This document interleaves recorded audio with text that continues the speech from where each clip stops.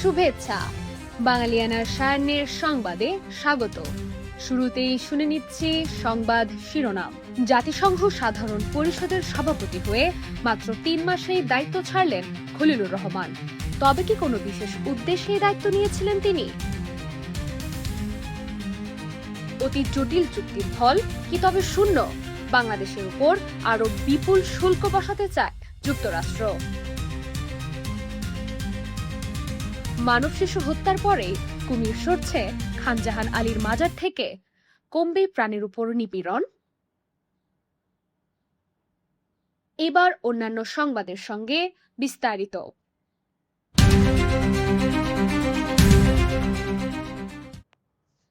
অন্তর্বর্তী সরকারের জাতীয় নিরাপত্তা উপদেষ্টা খলিলুর রহমানকে বিএনপি যখন পররাষ্ট্রমন্ত্রী হিসেবে ঘোষণা করল, তখন সাধারণ মানুষ থেকে শুরু করে রাজনৈতিক ধারাভাষ্যকর পর্যন্ত অবাক হয়নি এমন মানুষ নেই বললেই চলে।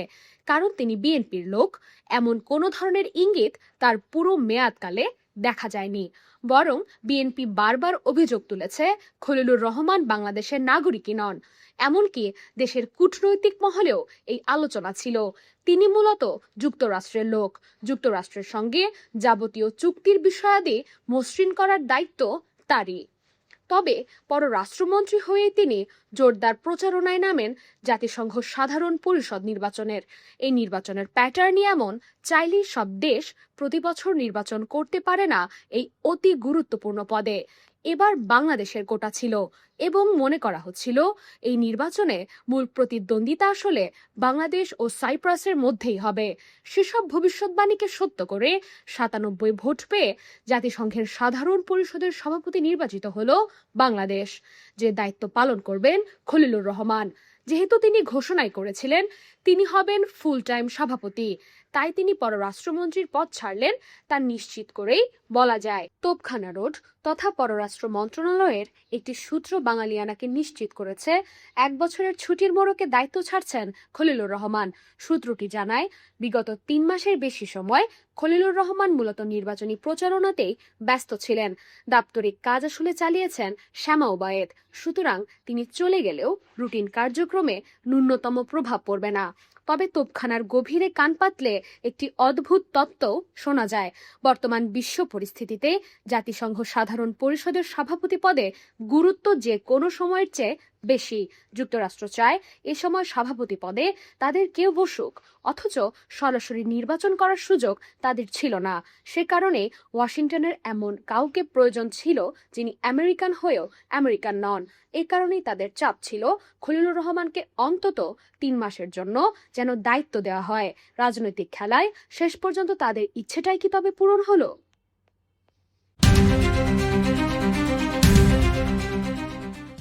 বাংলাদেশ ও ভারত সহ 60টি দেশের উপর 10% থেকে 12.5% অতিরিক্ত শুল্ক আরোপের প্রস্তাব করেছে যুক্তরাষ্ট্রের বাণিজ্য প্রতিনিধি দপ্তর USTR।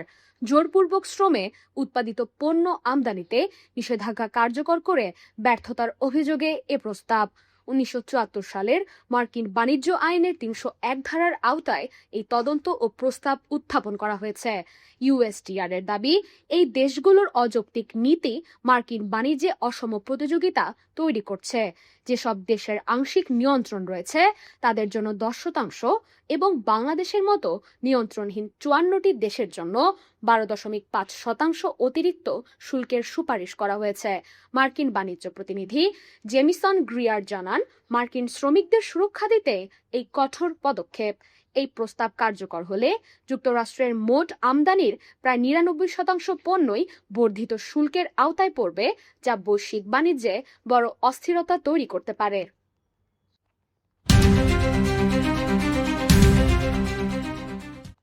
খানজাহান আলীর মাজারে 2টি মিঠা পানির কুমির ছিল। প্রজন্মান্তরে অপেক্ষাকৃত নিরীহ মাগার ক্রোকোডাইলের এই প্রজন্ম বাংলাদেশ থেকে বিলুপ্ত হয়ে শুধু খানজাহান আলী মাজারের ঠাকুর দিঘিতেই আবদ্ধ ছিল। হ্যাঁ, এই কুমির তুলনামূলক নিরাপদ ছিল। মানুষ মাথা ঢুকিয়ে দিলেও কামড়াতো না। তবে এতে কোনো পীর পাতার খাদিম বংশের কেরামতি ছিল না। মাগার ক্রোকোডাইল স্বভাবতই নিরীহ, আর কয়েক প্রজন্ম শিকার না করে পোষা প্রাণীর মতো চর্বিযুক্ত খাবার খেয়ে তারা হিংস্রতা ভুলে গিয়েছিল। 5 শতাব্দীর বংশানুক্রমিক বন্দি জীবনেরই মাহাত্ম্য এটি। তবে সেই কুমিরের প্রজন্ম চলতি শতকেই বিলুপ্ত হয়। অতিরিক্ত খাবারে কুমিরগুলোর প্রজনন ক্ষমতা বিনষ্ট হয়ে গিয়েছিল। পরে দক্ষিণ ভারত থেকে 2টি মাগার আমদানি করে মাজার কর্তৃপক্ষ। কাগজে কলমে বাংলাদেশের মিষ্টি নদীর জলাশয়ে মাগার পাওয়া যায়, তবে তার সংখ্যায় কম। বাংলাদেশে সবচেয়ে বেশি পাওয়া যায় অতি হিংস্র নোনা পানির কুমির। আবার বাংলাদেশের আইন এভাবে কুমির ধরে পুকুরের সংরক্ষণও সমর্থন করে না। তাই কুমির জোড়াকে ভারত থেকে আনা হয়, কারণ মাজারের ধর্ম ব্যবসা বা খাদেম পরিবারের ব্যবসা বন্ধ করা যাবে না। সাম্প্রতিক সময়ে আমরা দেখেছি মাত্র এক প্রজন্ম এখানে থাকা এই কুমিরেরা স্বভাবগত হিংস্রতা ত্যাগ করেনি। এর মধ্যে পূর্বের রীতি ভেঙে এদের সামনে ফেলা হতে থাকে জীবিত প্রাণী। এমনকি আমরা দেখেছি জীবিত কুকুরের পা বেঁধে কুমিরের সামনে ফেলে দিতেও। এর প্রতিশ্রুতিতে গত সোমবার খাদেম পরিবারের এক শিশুকন্যা ফাতেমাকে ধরে নিয়ে যায় এই কুমির। একজন মানুষের প্রাণ যাওয়ায় সরকারের টনক নড়েছে এবং এই কুমির জোড়াকে ঠাকুরদিঘি থেকে সরানো হচ্ছে। শেষ হতে চলেছে প্রাণী নির্যাতনের দীর্ঘদিনের এক গল্প।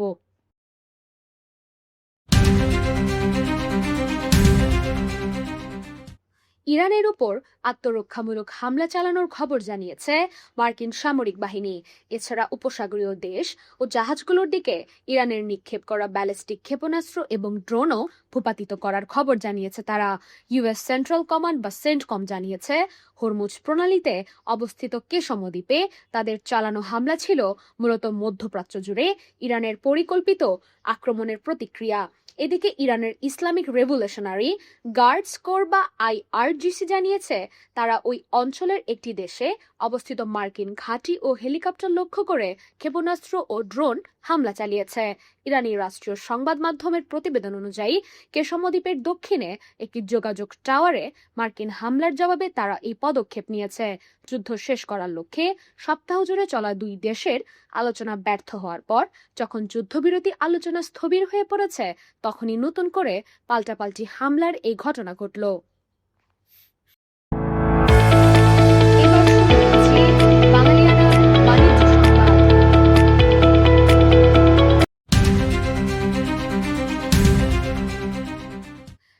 চট্টগ্রাম বন্দরের নিউমোরিং কন্টেইনার টার্মিনাল এনসিটিতে মে মাসে 1,26,496টি কন্টেইনার হ্যান্ডেলিং হয়েছে।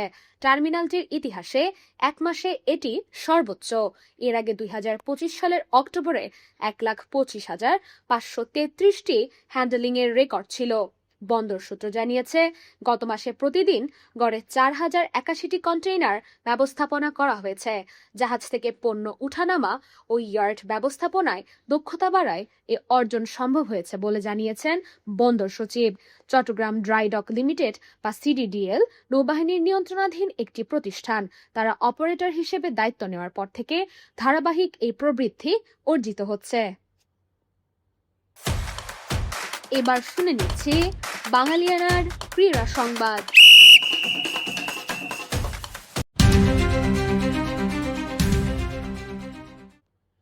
ব্রাজিল 1958 সালে পেলের পায়ের জাদুতে ফুটবল বিশ্বকাপ জিতেছিল। মাত্র 17 বছর বয়সে এই জার্সি গায়ে দিয়ে ফাইনালে জোড়া গোল করে ব্রাজিলকে প্রথম বিশ্বকাপ জিতিয়েছিলেন পেলে। ফুটবল সম্রাটের গায়ে থাকা সেই 10 নম্বর জার্সিটি নিলামে তুলতে যাচ্ছে বিখ্যাত নিলামকারী প্রতিষ্ঠান সথবিস। জার্সিটির সম্ভাব্য মূল্য ধরা হয়েছে $60 লাখ বেশি, যা বাংলাদেশি টাকায় 70 কোটি টাকার উপর। আগামী 29 জুন থেকে 16 জুলাই পর্যন্ত এই নিলাম অনুষ্ঠিত হবে। পেলে 1958 বিশ্বকাপের পর এই জার্সিটি উপহার হিসেবে তার সতীর্থ দিদাকে দিয়েছিলেন।